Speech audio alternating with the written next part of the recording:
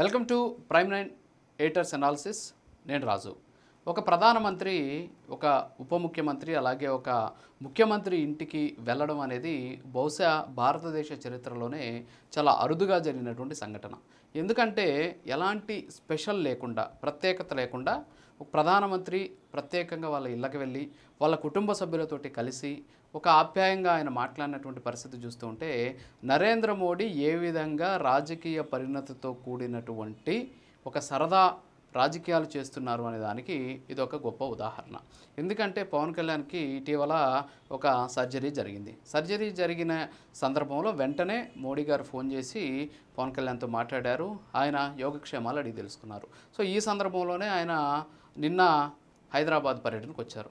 వచ్చిన తర్వాత అందులో పవన్ కళ్యాణ్ గారి ఇంటికి వెళ్ళి ఆయన్ని పరామర్శించేటటువంటి పరిస్థితి. దాదాపు 20 నిమిషాల నుంచి 30 నిమిషాల పాటు ప్రధాని నరేంద్ర మోడీ ప్రోటోకాల్ని కూడా పక్కన పెట్టేసి పవన్ కళ్యాణ్ ఇంటికి వెళ్ళి అక్కడ ఆయన కుటుంబ సభ్యులతోటి సరదాగా గడిపినటువంటి సిచ్యువేషన్ ఉంది. సో అక్కడ ఏం జరిగింది అనేది మనకు తెలియదు, కానీ అక్కడ ఉన్నటువంటి కొంత సోర్సు ప్రకారం ఏం జరిగింది అనేది మనకు ఒకసారి చూస్తే, ప్రధాని నరేంద్ర మోడీ పవన్ కళ్యాణ్ గారితో అన్నారంట, ఆరోగ్యాన్ని అశ్రద్ధ చేయవద్దు, ప్రజా జీవితంలో ఉన్నవాళ్ళు ఆరోగ్యం పట్ల శ్రద్ధ వహించాలి, మీరు ప్రజలకు మరింత విస్తృతంగా సేవలు చేయాలి, అలాగే అలా చేయాలంటే మీరు ఆరోగ్యం పట్ల జాగ్రత్తగా ఉండాలి అని చెప్పేసి డిప్యూటీ సీఎం పవన్ కళ్యాణ్ని ఉద్దేశించి నరేంద్ర మోడీ చెప్పారంట. అంతటితో ఆగకుండా ఆయన పవన్ కళ్యాణ్ సతీమణి అన్నా లెజినోవా, అలాగే పిల్లలు అకీరానందన్, ఆద్య, పొలీనా అంజలి, మార్కు శంకర్తో కలిసి కాసేపు సరదాగా కూడా ఆయన అక్కడ ఆ ఇంట్లో గడిపారు అని చెప్పేసి కూడా చెబుతూ ఉన్నటువంటి పరిస్థితి. అంతేకాకుండా అన్నా లెజినోవాతో కలిసి మోడీ కొన్ని రష్యన్ పదాలతోటి ఆమెతోటి మాట్లాడినట్టు కూడా మనకు కొంత సమాచారం అందుతుంది. పవన్ చిన్న కొడుకు మార్కు శంకర్ ఎవరైతే ఉన్నాడో ఆ అబ్బాయి హ్యాండ్ మేడ్ వెల్కమ్ ఒకటి, అలాగే థ్యాంక్ యూ కార్డులు మోడీకి అందించాడంట. దీంతో ఆయన ఆ అబ్బాయిని దగ్గరికి తీసుకొని, గతంలో సింగపూర్లో జరిగినటువంటి అగ్ని ప్రమాదంలో నువ్వు చిక్కుకున్నప్పుడు మేమంతా కూడా చాలా ఆందోళన చెందాం, సో ఎలా ఉండమని చెప్పేసి ఆయన అడిగి తెలుసుకున్నటువంటి పరిస్థితి అంట. అలాగే పవన్ పెద్ద కుమారుడు అకీరానందంతో కూడా మోడీ చాలాసేపు మాట్లాడుతూ ఏం చేస్తున్నావు ఏంటి అని అడిగితే, మార్షల్ ఆర్ట్స్ చేస్తున్నాను, అలాగే స్పోర్ట్స్ షూటింగ్లో శిక్షణ పొందుతున్నాను అని చెప్పేసి కూడా చెప్పాట. అంటే ఆల్రెడీ ఇంట్లో ఒక మార్షల్ ఆర్ట్స్ స్టారు మీ నాన్న ఉన్నాడు కదా, మళ్ళీ నువ్వు ఎందుకంటే వైపు వెళ్ళావని చెప్పేసి చమత్కరించినట్టు మోడీ మాట్లాడినటువంటి పరిస్థితి ఉంది.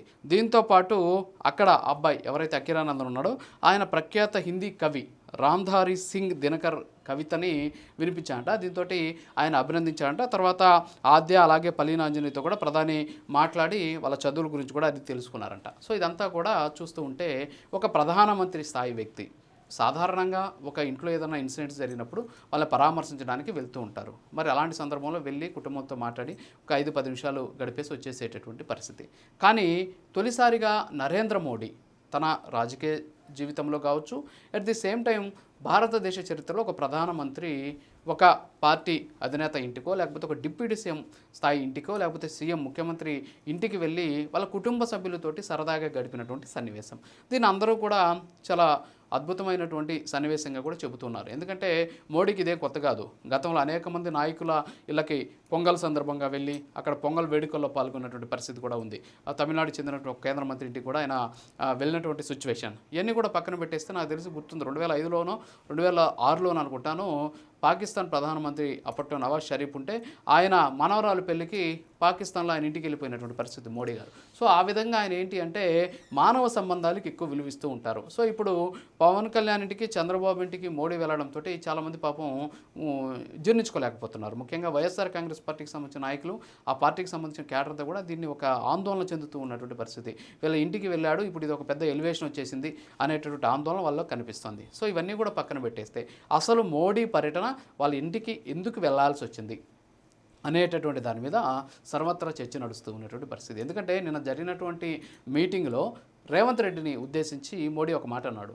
ఏంటి అంటే, నువ్వు చేరుకోవాలనుకుంటున్నటువంటి తీరాలకు చేరుకోవాలి అంటే అది నువ్వు నాతో కలిసి నడిస్తే అది ఖచ్చితంగా నువ్వు ఆ తీరాలకు చేరుకోగలవు అనేటటువంటి అర్థం వచ్చే విధంగా ఆయన మాట్లాడినటువంటి పరిస్థితి. అంటే ఇక్కడ రేవంత్ రెడ్డి అలాగే చంద్రబాబు నాయుడు మధ్య ఉన్నటువంటి సాన్నిహిత్యం, గురు శిష్యుల బంధం అని చెప్పేసి కూడా బయట చెబుతూ ఉంటారు. మరి అలాంటి సందర్భంలో రేవంత్ రెడ్డి లాంటి వ్యక్తి తెలంగాణలో బీజేపీకి కానీ అట్రాక్ట్ అయితే, లేకపోతే బీజేపీ కానీ అట్రాక్ట్ చేస్తే, తద్వారా అక్కడ ఎప్పటి నుంచో కలలుగంటూ పశ్చిమ బెంగాల్లో ఏ విధంగా అయితే సువేంది అధికారిని తమ వైపుకి తిప్పుకొని మమతా బెనర్జీని దెబ్బకొట్టారో, సో అదేవిధంగా ఇక్కడ రేవంత్ రెడ్డిని తమ వైపుకి తిప్పుకొని తద్వారా ఇక్కడ అధికారంలోకి రావాలి అనేటటువంటి ఆలోచన ఏమైనా ఉందేమో, దానికి అనుగుణంగానే చంద్రబాబు నాయుడు ఇంటికి వెళ్ళేసి ఆయన ఈ అంశాలు కూడా మాట్లాడాడేమో అని చెప్పేసి బయట ప్రచారం జరుగుతుంది. కానీ మనకు బయటకు వచ్చినటువంటి ఫోటోలు, బయటకు వచ్చిన వివరాలను బట్టి చూస్తుంటే ఆయన కేవలం వాళ్ళ కుటుంబ సభ్యులతోటి సర్ప్రైజ్ చేయడానికి ఇంటికి వెళ్ళాడు, వాళ్ళతోటి కలిసి మాట్లాడాడు, వాళ్ళు ఇచ్చినటువంటి విందును స్వీకరించారు, అక్కడ జరిగినటువంటి అనేక కార్యక్రమాలు ఆయన అంటే ఇంట్లో జరిగినటువంటి పూజ అలాంటి కార్యక్రమాల్లో ఆయన పాల్గొన్నటువంటి పరిస్థితి. సో ఏదైనప్పుడు కూడా భారతదేశ చరిత్రలో ఒక ప్రధానమంత్రి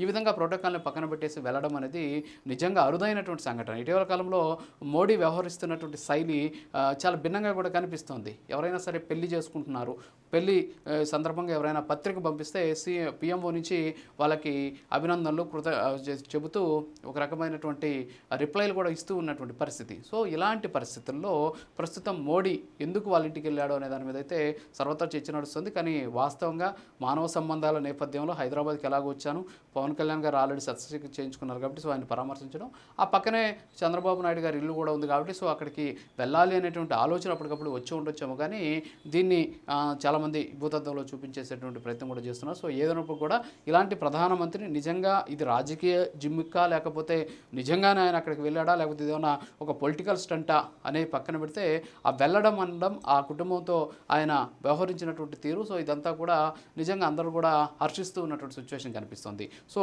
ఇది వాళ్ళ అనాలిసిస్. మరో మళ్ళీ కలుద్దాం. నమస్కారం.